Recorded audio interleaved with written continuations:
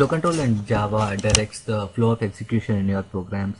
So basically, when you write your methods, you would not necessarily want all the statements in your method to be executed sequentially one after the other, right? So there might be a case where you would like to have certain set of statements to be executed based on some conditions, right? Or there might be a scenario where you would like certain set of statements to be executed repeatedly based on some conditions. So you are going to achieve that using the flow control statements, and in this section we are going to see how. Okay. So here we are going to see what are the different flow control statements we have in Java and how you use it. Okay.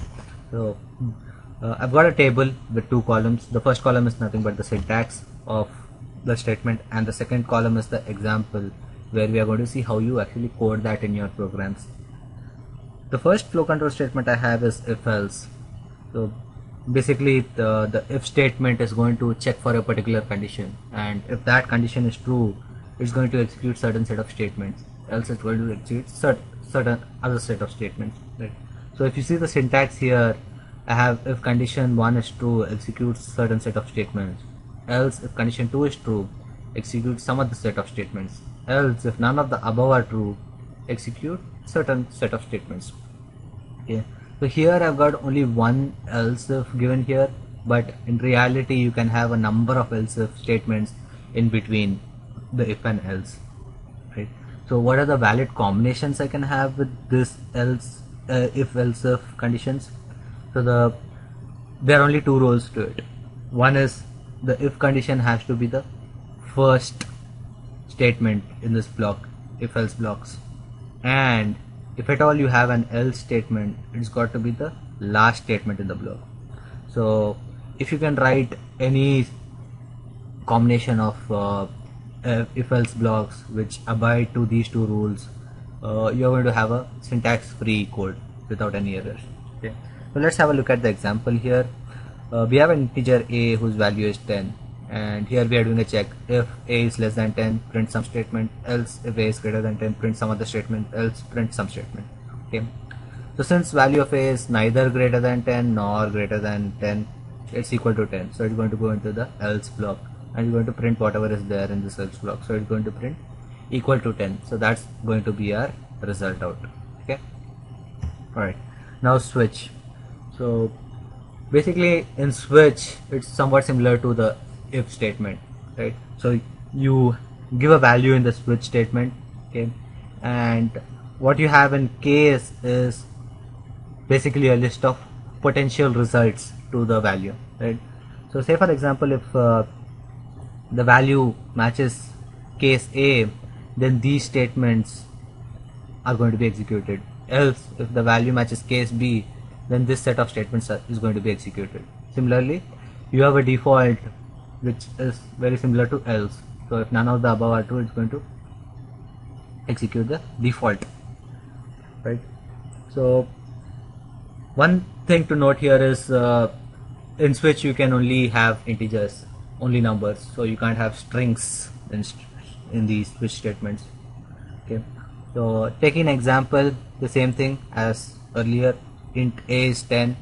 So when I give a switch statement, case 1 would mean that I'm actually checking for value given in switch with 1, right? So I'm having some print statements out there. Case 10, I'm checking if the value is equal to 10, printing some statements. Default, if none is true, print this. So one thing to note here is whenever you give certain set of statements in your case block, you should give a break here. If not, if your value is going to match any of the cases, it's actually going to execute all the statement until the end unless it finds a break, right? So at the end of each case statement, each case block, you need to give a break statement, right? So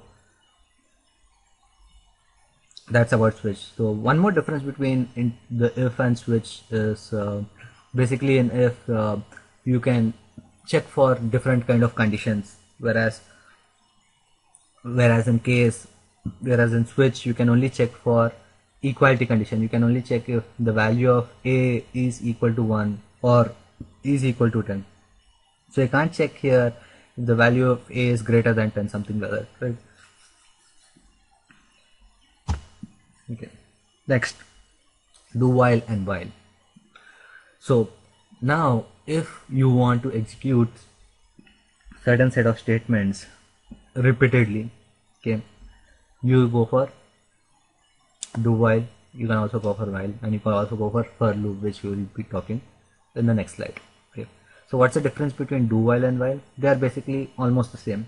So basically, if you look at the syntax at do while statement, you have the do block where you execute certain statements, and then you write a while condition. Okay, so until this condition is true, the statements in the do block are going to be executed, right?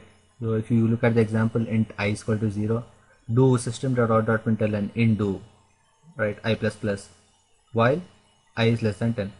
So until this condition holds true, it's going to execute the statement in the do loop, do block.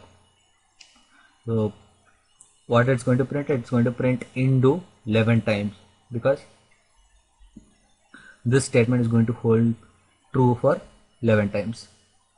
Now coming to the while, it's almost very similar, right? You don't have a do here, you only have while. So while the condition is to execute certain set of statements, right? So similarly, the example is very similar here. So what's the difference between do while and while? The difference is, say the condition fails in the very first case, for example.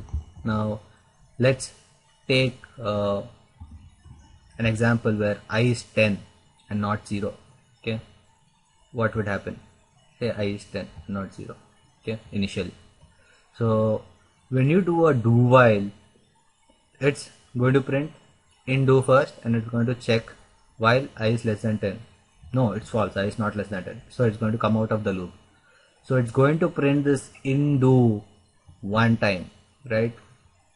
But when you come to while, it's first going to check the condition while I is less than 10. 10 is less than 10? No, false. So it's simply going to come out of this loop.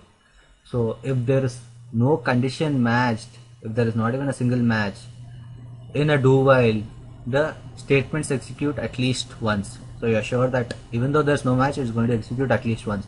But when you come to while, the statement will not execute if there is no match. So that's the difference between do while and while statements.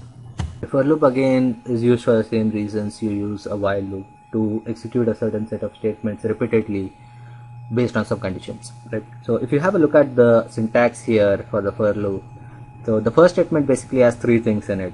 The first thing is initialize, then providing a condition, and then an expression. So most of the times what you initialize is nothing but a counter.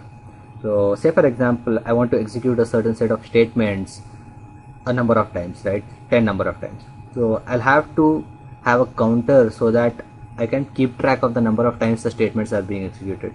So here in the initialize block, I initialize nothing but the counter. So if you see the example given here, it says for int I is equal to 10. So here I'm initializing the value of I to be 10, and I is nothing but a counter here, right? And in the condition I give I less than 10. So it means till I is less than 10, I want to execute these statements within this for block. And how the value of I is going to be changed? Using the expression, whatever again given the expression, right? So in the expression I give I plus plus. So basically in the expression, I can, most of the times it's either going to be an increment or decrement operation, right? So let's see how it really works. So when the control comes to this for loop, for the first time the control comes to this for loop, it actually executes whatever is there in the initialization block. So it executes int I is equal to 0. So this initialization is done only once, right? And then it's going to check for the condition.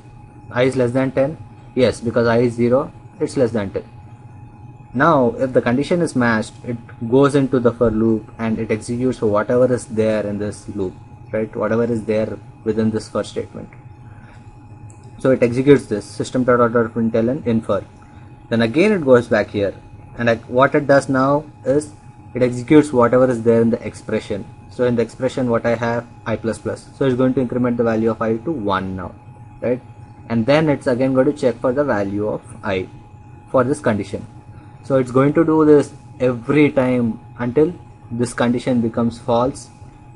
Then it's going to come out of this loop and execute the next statements after the for loop, right? So I have this pretty simple. So basically most of the time you can use either a while loop or the for loop, but the advantage I think you have with the for loop is you can put everything in one line itself, one statement itself, whereas in while you've got to keep track of things at multiple places, right? So right, that's it about the flow control.